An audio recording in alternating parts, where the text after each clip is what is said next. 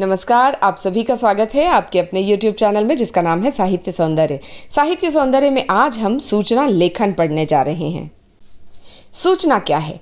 औपचारिक शैली तथा कम शब्दों में लिखी गई संक्षिप्त जानकारी ही सूचना कहलाती है। तो यहाँ दो बातें महत्वपूर्ण हैं। एक है शैली औपचारिक होनी चाहिए, फॉर्मल होनी चाहिए शब्द, और कम शब्द होने चाहिए। सूचना लेखन में ध्यान रखने योग्य बातें: दिनांक अवश्य लिखें, कम शब्दों में पूरी जानकारी दी जानी चाहिए और जानकारी देने वाली संस्था का नाम भी अवश्य लिखना चाहिए। नाम न लिखो, क ख ग लिख दो, पर लिखना अवश्य चाहिए। औपचारिक भाषा शैली हो जिसमें मैं मेरा शब्दों के प्रयोग से बचना चाहिए। मैं मेरा शब्दों का प्रयोग वर्जित होता है। केवल एक स्थिति में मैं मेरा शब्द आप लिख सकते हैं, जब आपकी खोई हुई वस्तु की जानकारी पाने के लिए यदि आप सूचना लिख रहे हो।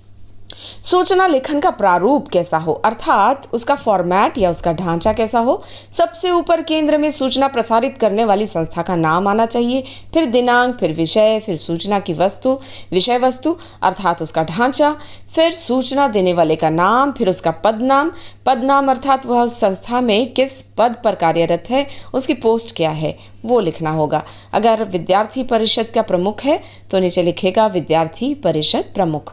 अगला बिंदु है, यदि आवश्यक हो तो सूचना देने वाले का संपर्क सूत्र दिया जा सकता है। संपर्क सूत्र बहुत कम स्थितियों में दिया जाता है। जब कोई वस्तु आपकी खो गई है, उस स्थिति में आप अपना संपर्क सूत्र दे सकते हैं।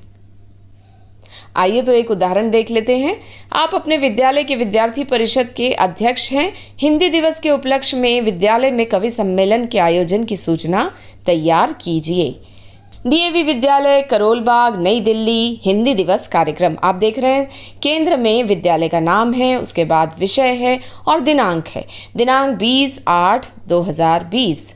सभी विद्यार्थियों को सूचित किया जाता है कि 14 सितंबर को हमारे विद्यालय में हिंदी दिवस समारोह का प्रसारण ऑनलाइन होगा। अतः इस उपलक्ष्य में कवि सम्मेलन का आयोजन किया जाएगा। जो विद्यार्थी स्वरचित कविताएं प्रस्तुत करना चाहते हैं वे अपना नाम तथा अपनी कविता का विषय दिनांक 1 सितंबर 2020 तक अपनी अध्यापिका के पास जमा करा दें। अधिक जानकारी के लिए अपनी हिंदी अध्यापिका से संपर्क करें। और नीचे देख रहे हैं नाम है विद्यार्थी परिषद के अध्यक्ष का अक्षय कुमार और अध्यक्ष नीचे लिखा है विद्यार्थी परिषद। तो ये विद्यार्थी परिषद का अध्यक्ष हुआ उसका पद नाम। सूचना लेखन में होने वाली सामान्य त्रुटियां। सबसे पहली गलती होती है दिनांक से संबंधित। दिनांक लिखना भूल जाते हैं विद्यार्थी और कई बार लिखते हैं तो गलत लिख देते हैं। जैसे अब हिंदी दिवस की बात हो रही है, स्वतंत्रता दिवस की बात हो रही है, गणतंत्र दिवस की बात हो रही है। ये तिथियां आपको पता होनी चाहिए और इससे संबंधित सूचनाएं इससे पहले 15 दिन पहले की तिथि पर लिखी जाएगी। कोई भी कार्यक्रम करना हो तो कम से कम 15 से 20 दिन का समय आप लेकर चलोगे कि सूचना जो है वह 15 से 20 दिन पहले प्रसारित की जानी चाहिए। जैसे अगस्त में होता है स्वतंत्रता दिवस, तो आप तिथि जो डालोगे 15 अगस्त है स्वतंत्रता दिवस की, तो आप डाल सकते हो उसकी तिथि 31 जुलाई, 30 जुलाई, कुछ भी डाल सकते हो जुलाई के महीने की।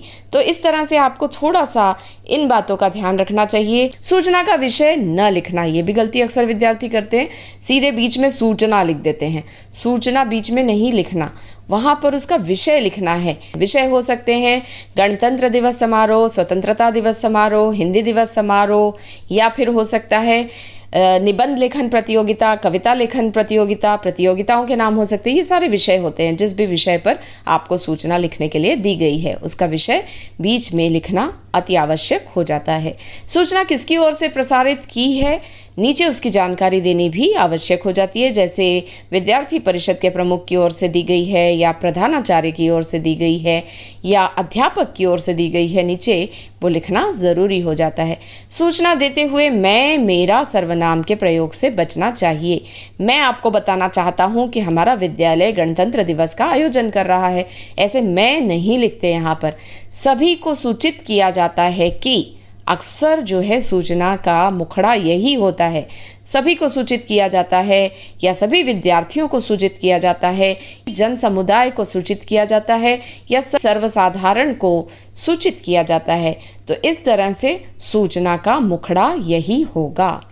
जानकारी की अपूर्णता। अब एक गलती यह करते हैं बच्चे की जानकारी पूरी नहीं देते, बता देते हैं कि वार्षिकोत्सव का आयोजन होने जा रहा है, किंतु ये नहीं लिखते कि किससे संपर्क करना है, तो यह अपूर्ण जानकारी हुई। इन बिंदुओं को ध्यान में रखकर यदि आप सूचना लेखन करेंगे तो निश्चित ही आपके पूरे अंक आएंगे। तो उम्मीद करती हूँ सूचना लेखन आपको समझ में आ गया होगा। अगले वीडियो में फिर मिलेंगे, तब तक के लिए गुड बाय, नमस्कार।